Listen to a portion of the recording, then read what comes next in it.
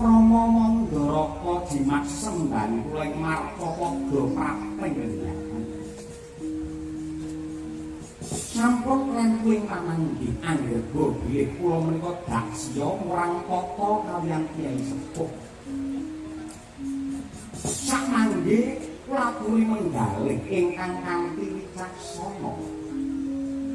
Menapa kok sebabipun kok kula nyuwun tulung dhumateng Kanjeng Rama Mandaraka mongko dados usiripun Kyai Jatisura karana kados ingkang kula aturaken ngajeng tanding kula kaliyan Kyai Arjuna lan Kyai Arjuna mesti badhe nitih Kyai Jaladara ingkang dipun kusiri dening Narpati Indralaki.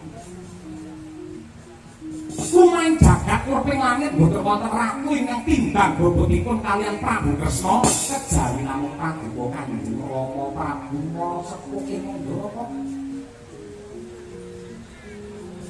Lan mesti kemawon tembunge para pinter wong bener bakal jejer sing luput bakal maut detik ketitik ala ketara sapa sing dipikala iku lagune bakal sirna mongko sampun cetha bilih kedunging kanistan ulkane kamurkan menika para Kurawa tegesipun Bratayuda mangke ingkang kalah menika para Kurawa.